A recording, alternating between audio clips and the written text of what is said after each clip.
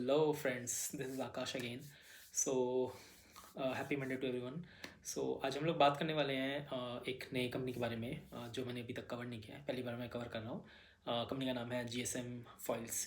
सो पहले जानते हैं इस कंपनी का ओवरव्यू, क्या बिजनेस मॉडल है, क्या करती है, किस सेक्टर में है एंड कैसे क्या है इनका. देन इसका हम लोग इनकम स्टेटमेंट, रेवेन्यू, अभी जो लेटेस्ट आया था, I think 13 4 November, last week of second week of November में आया था, उस पर डिस्कस करेंगे. देन हम लोग इसके कॉन कॉल्स के बारे में डिस्कस करेंगे, मतलब कॉन कॉल में क्या हुआ, मैनेजमेंट ने क्या बोला, कैसे क्वेश्चंस आए थे. सो ओवरऑल वो जानेंगे तो एंड टू एंड आइडिया हो जाएगी कंपनी का. कर दिया देन आप इसके बाद इन्फॉर्म डिसीजन ले सकते हो कि आपको क्या करना है. तो ये प्योरली एजुकेशनल पर्पज़ के लिए है, मतलब आप, मैं से भी रजिस्टर्ड नहीं हूँ, तो आप इसको as a pinch of salt लीजिए. एंड हाँ, बस मेरा एम तो यही है कि मैं आपको समझाऊँ एंड हम लोग साथ में ग्रो करें. मेरा एम नहीं है कि आपको मैं बाई सेल कुछ ऐसा रिकमेंडेशन टिप दूँ, बट हाँ, मेरा काम है बस समझाना, मेरा व्यू, पॉइंट ऑफ व्यू आपके सामने लाना. तो चलिए शुरू करते हैं. सो GSM फॉइल्स, तो ये क्या करती है ना, ये पैकेजिंग इंडस्ट्री में, फार्मा पैकेजिंग इंडस्ट्री में.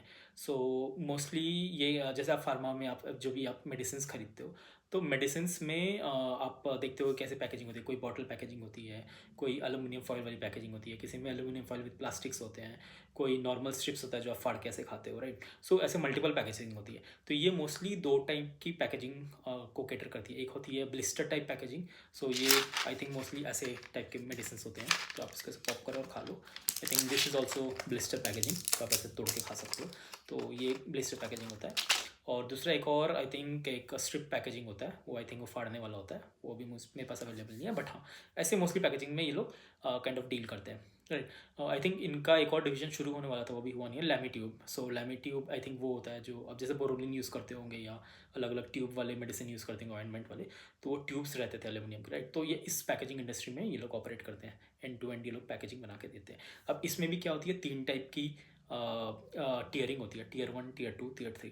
तो टीयर 1 क्या होता है, ये लोग बेसिकली टीयर 2 टीयर 3 में करते हैं काम. तो टीयर 1, टीयर 2, टीयर 3 हम लोग पहले एक एक करके समझ लेते हैं. टीयर 1 में क्या होता है, वहाँ पे एल्यूमिनियम शीट्स बनती है.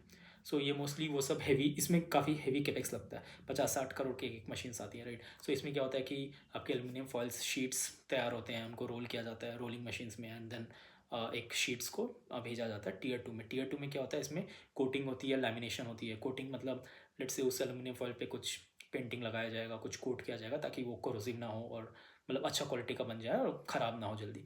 एंड लैमिनेशन होता है उसके ऊपर. लैमिनेशन इज़ मल्टीपल जो कोटेड आप लेयर किए उसको एक एक करके आप लैमिनेट करते हो, जैसे आप फर्नीचर लैमिनेट कराते हो, राइट. सो ये टीयर 2 हो जाता है. और टीयर 3 होता है, इस पर प्रिंटिंग हुआ और थोड़ा सा और एंड फिनिश हुआ, प्रोडक्ट्स बने जैसे ये, एंड देन दे दिया जाता है आगे, सामने वाले को पास ऑन कर दिया जाता है, राइट. तो GSM फॉइल्स क्या करती है, टीयर 2 और टीयर 3 में ऑपरेट करती है. टीयर 1 में काफ़ी हैवी कैपेक्स है, आप क्योंकि रोलर मशीन ला रहे हो, काफ़ी मतलब बहुत ज़्यादा पैसे लग जाते हैं. Tier 2 3 city, tier 2 3 not city sorry, इसमें ज़्यादा कैपेक्स नहीं लगता है. वो आगे वाले मैंने इसलिए बताया क्योंकि कॉन कॉल में एक क्वेश्चन आया था, तो ये समझना काफ़ी आपके लिए ज़रूरी है. तो ये ऐसे इनका बिजनेस मॉडल है. अब ये क्या करती है, इन्हें ऑर्डर्स आते हैं फार्मा कंपनी से और ये इनको बना के फिनिश प्रोडक्ट बना के सामने लोग दे देती है. तो ये कंपनी हमारे रेडर में क्यों आई है, क्वेश्चन ये, क्योंकि इनका रिजल्ट्स काफ़ी अच्छा है. मतलब आप देखोगे आई थिंक 1.5-2 साल पहले इनका स्टॉक प्राइस भी कुछ 30-35 क्या होता था, अभी अराउंड 250, 300 के रेंज में चल रहा है. क्यों, क्योंकि ये कंसिस्टेंटली ये अपना रेवेन्यू बढ़ाते ही जा रहे हैं.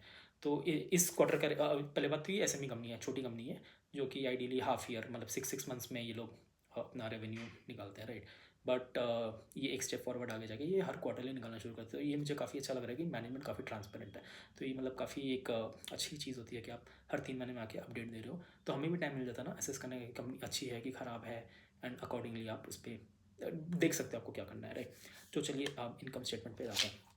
तो इन्होंने इस क्वार्टर, सितंबर क्वार्टर में 58 CR रेवेन्यू पोस्ट किया, and year on year compare करेंगे तो इन्होंने 31 CR किया था लास्ट ईयर. सो इस मतलब अगर आप ईयर ऑन ईयर परसेंटेज देखो तो 86% का जंप आया. एंड उसके साथ साथ अगर इबिटा देखोगे तो 107% का जंप आया, पैट भी 107% का जंप आया. क्यों, क्योंकि इन्हें ऑपरेटिंग लेवल मिल गया. तो ऑपरेटिंग लेवरेज यही होता है कि अगर आप एक्स लेट से 10 के स्पीड से आप रेवेन्यू बढ़ा रहे हो एंड आपका पैट या मार्जिन मे बी 12 के स्पीड से बढ़ जा रहा है, तो ये ऑपरेटिंग लेवरेज होता है. क्योंकि इसमें ना फिक्स कॉस्ट फिक्स हो जाती है. फॉर एग्जांपल मैं एक और सिनेरियो ले लेता हूँ. ये 60 CR का कर रहे हैं, राइट. इनका रेंट है कुछ आई थिंक 4-4.5 लाख का है पर मंथ का, which is not even 1%. Sorry. तो वही होता है ना, जैसे आप स्केल करते जाओगे तो रेंट और में भी आधा परसेंट और थोड़ा होते जाएगा, तो ऐसी ऑपरेटिंग लेवरेज मिलती जाती है. एंड इनकी एम्प्लॉयज़ भी I think number of employees भी 39 ही है, राइट. तो जैसे जैसे आप लोगों से ज़्यादा काम कराते जाओगे तो वो एक्सपेंस एब्जॉर्ब होते जाएगा, राइट। एंड इसके साथ साथ इन्हें क्या होता कि एल्यूमिनियम प्राइस, क्योंकि बेस मटेरियल तो एल्यूमिनियम लेते हैं, एल्यूमिनियम प्राइस बढ़ते जा रही है, तो धीरे धीरे बढ़ी है थोड़ी थोड़ी, तो इसके वजह से भी इनको ही मार्जिन का फायदा हो जाता है, क्योंकि ये लोग में भी क्या करते हैं कि ना पहले से ही माल उठा लेते हैं, सामान रख लेते हैं, तो उसमें भी थोड़ा सा हेजिंग वगैरह करके, तो इसके वजह से ऑपरेटिंग लेवरेज मिल जाता है। तो ये थी नंबर्स की बात। एंड अगर ये तो क्वार्टर 2 था, बट अगर आप क्वार्टर 1 क्वार्टर 2 को भी ऐड कर लो, H1 बना दो, तो उसमें भी इनका कुछ sorry, I am really sorry, इनका कुछ आई थिंक 110% अराउंड का ग्रोथ था, तो काफ़ी अच्छा मतलब। और इससे पहले अगर आप देखोगे तो कुछ 150-200% का ग्रोथ आया था, तो अभी गाड़ी का स्पीड कम हो गया है, बट ओवरऑल आप देखोगे वैल्यूएशन के टर्म में जो हम लोग आगे करेंगे काफ़ी अच्छा डील है। चलिए थोड़ा कौन कौन नोट्स पे डिस्कस कर लेते हैं। पहले टेलविंड्स के बारे में डिस्कस कर लेते हैं। इन्होंने बताया था कि टेलविंड्स क्या क्या है इस कंपनी में, तो एल्यूमिनियम फॉयल काफ़ी प्रेफर्ड होता है, क्योंकि ये हाई क्वालिटी मटेरियल होता है और इसमें हाइजीन भी रहता है, मेंटेन रहता है। बॉटल के अगेंस्ट आप देखोगे तो काफ़ी हाइजीन मेंटेन रहता है। आप बॉटल में खोलोगे, दवाई खा लोगे, फिर रख दोगे तो हवा घुस रहा है, आप हाथ लगा रहे हो तो गंदा हो जाता है। तो एल्यूमिनियम फॉयल इसमें काफ़ी अच्छा होता है कि एक खोले खाए, दूसरा काफ़ी इंटैक्ट रखा हुआ है। तो ये काफ़ी अच्छा होता है। रेगुलेटरी पुश आ रही है इसके साथ साथ। जेनरिक ड्रग जो इंडिया 20% एक्सपोर्ट करता है, वर्ल्ड लीडर है, तो वो भी एक्सपोर्ट बढ़ते जा रही है, तो उसमें भी काफ़ी एल्यूमिनियम फॉयल यूज़ होता होगा, मतलब जाते जाते होगा, हो भी रहा है। और हाँ, बॉटल टू ब्लिस्टर में हम लोग शिफ्ट कर रहे हैं, तो ये काफ़ी अच्छा है। शेल्फ लाइफ बढ़ जाती है। तो ये सब काफ़ी अच्छी है। केपेक्स और गाइडेंस पे बात करते हैं। कंपनी ने गाइडेंस दिया है कि ये इस साल करीब 230 ऑन अ लोअर एंड, काफ़ी कंजर्वेटिव बेट, और 230 टू 250 CR कर सकते हैं। क्यों? क्योंकि ये इनका अभी कैपेसिटी यूटिलाइजेशन है अराउंड 70%, 72%। और ये बोल रहे हैं कि मार्च तक ये मार्च तक ये 90% ले जाएंगे, तो यहाँ से अपना पुश आएगा। साथ साथ एल्यूमिनियम प्राइस भी बढ़ रही है, डिमांड आ रही है, तो ये काफ़ी अच्छा लगा। किसी और ने आके ये भी पूछा था कि बेसिकली ये लोग एक और केपेक्स भी कर रहे हैं। ये वाला जो प्लांट है ये वैसाई में एक और केपेक्स कर रहे हैं अहमदाबाद में। अहमदाबाद में क्या थोड़ा रेंट कम है, तो वहाँ पे कॉस्ट वाइज एफिशिएंट हो जाएगा। एंड वो लोग एक्सपेक्ट करें कि मार्च एंड तक 40% 50% का ये लोग वहाँ पे भी केपेक्स कैपेसिटी यूटिलाइजेशन कर सकते हैं। तो बेसिकली H2 से ये और ज़्यादा बढ़ जाएगा, तो अभी के लिए तो ये काफ़ी है। मतलब ये हाफ क्वार्टर तो हमें ग्रोथ दिख जाएगा, नेक्स्ट H2 में वो काम आ जाएगा। एंड उसके साथ साथ इन्होंने जो मशीन जो भी यूज़ करते हैं उसके स्पीड बढ़ाने के लिए थोड़ा सा केपेक्स करा है, बहुत मिनी केपेक्स 15-16 लाख का। उससे क्या होगा, ये लोग बोल रहे हैं कि 10-15% स्पीड बढ़ जाएगी। तो जब स्पीड बढ़ जाएगी तो किसी ने पूछा था, एक एनालिस्ट ने, कि ये स्पीड से हमारे रेवेन्यू कितने बढ़ सकते हैं। तो ये स्पीड से revenue I think around 5 crore per month बढ़ सकते हैं वो वैसा ही वाला प्लांट से। और हाँ, ये क्या करते हैं ना, हर मंथ अराउंड, आप देखो ना यहाँ पे 58 CR आए थे 3 महीने में इस क्वार्टर के, राइट। तो अराउंड ये 20-22 करोड़ पर मंथ का कर सकते हैं। और जैसे जैसे बढ़ते जाएगा और ये स्पीड वाली भी चीज़ आ जाएगी, तो करीब करीब 25 CR का पर मंथ सेल कर सकते हैं, राइट। तो अब सोचो नेक्स्ट ईयर अगर ये पूरा हो गया तो ऑन अ क्वार्टर यहाँ से 75 CR आ जाएगी। और जो दूसरी वाली प्लांट है अहमदाबाद वाली, वो भी सेम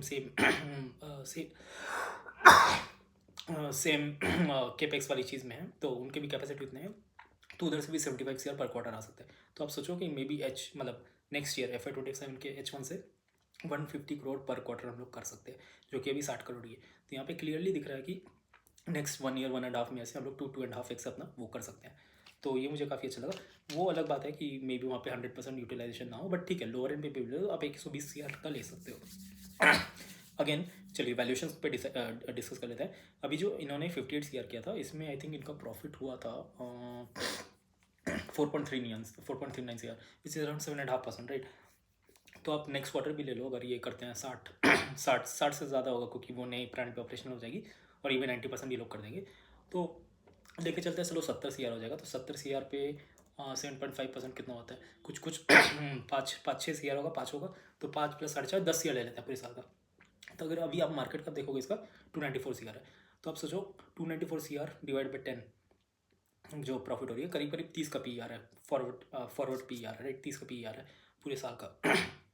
तो पूरे साल का नहीं, सॉरी मैंने गलत बता दिया आपको, ये तो एक क्वार्टर का, राइट। तो पूरे साल में अराउंड 15 से 20 कर सकते हैं लोग। 15, अगर आप लोअर एंड भी 15 ले लो, 15-16 बाई 30 होता है करीब करीब 20 का पी, और कम हो जाएगा, मे बी 17-18 हो जाएगा। तो 18-20 पी का हमारा इंजन बन रहा है। तो काफ़ी मुझे अच्छा लगा। आप सोचो 18-20 का पी में आपको क्या बोलते हैं कि आपको 80-100% मार्जिन 80-100% का इंजन मिल जा रहा है, तो काफ़ी अच्छा डील लग रहा है।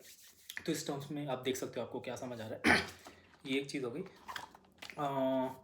दो इंपॉर्टेंट चीज़ पे हम लोग डिस्कस कर सकते हैं जो उन्होंने बोला था कि वर्किंग कैपिटल साइकिल। तो वर्किंग कैपिटल साइकिल ये लोग क्या करते हैं ना, मेनली क्रेडिट पे देते हैं। 60-70 डेज़ का क्रेडिट है, तो इन्होंने बोला कि क्रेडिट साइकिल 1.5 डेज तो कम नहीं होगा, क्योंकि पूरे इंडस्ट्री में हम लोग क्रेडिट पे देते हैं। आप तुरंत अगर हम लोग देने लग जाए तो हम लोग को मार्जिन नहीं मिलेगी। तो ये तो ऐसे ही रहने वाली है बस। बेसिकली वर्किंग कैपिटल साइज पूरा पूरा वॉल्यूम का ही गेम है। तो जितने पैसे ये उठाएंगे, जितने पैसे बिजनेस में डालेंगे, उतना ही मार्जिन आएगा। तो ये इन्होंने क्लैरिफाई कर दिया था।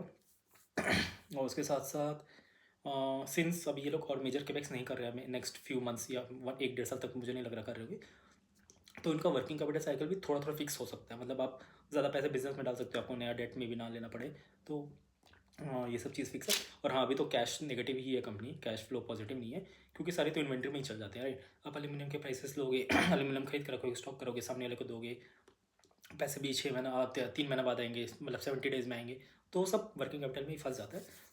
बट जैसे धीरे चीज़ें ठीक होती रहेंगी तो ये बढ़ते जाएगा, और हम लोग शायद हो सकता है कैश फ्लो पॉजिटिव भी हो जाए। बट उन्होंने ज़्यादा कमेंट नहीं किया इस पर। तो ये हो गया। सॉरी, मैं एक बार पानी पी लेता हूँ।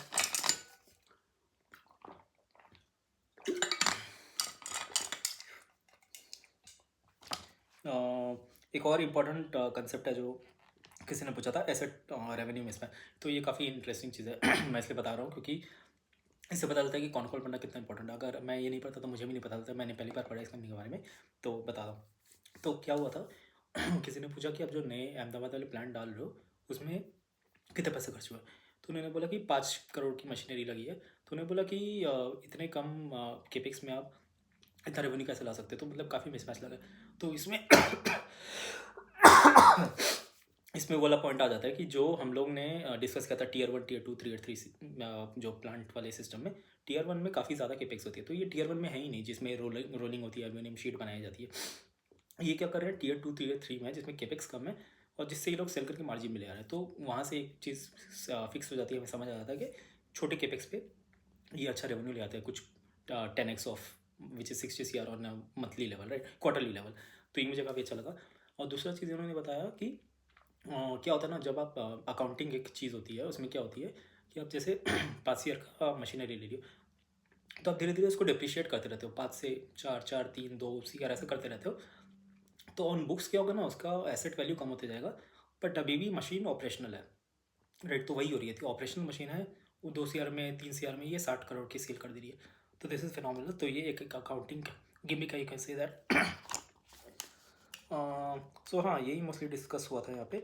और हाँ, एक और चीज़ इन्होंने बोला था कि इनका जो नेचर ऑफ द बिजनेस है वो मतलब ऑर्डर्स क्या होते हैं ना, ऑन अ डेली या वीकली बेसिस आते हैं। क्यों? क्योंकि ये प्राइस काफ़ी चेंज हो जाते हैं इस मार्केट में। एल्यूमिनियम प्राइस चेंज हो गया तो वीकली डेली व्हाट्सएप पे, ईमेल्स पे ऐसे आते हैं, तो इनका रिलेशनशिप ऐसे ही बिल्ड है।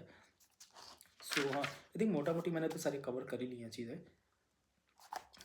ठीक है, तो आज के लिए यहीं तक रखते हैं। बाकी आप मुझे बताओ कैसे क्या है, कमेंट करो ज़रूर।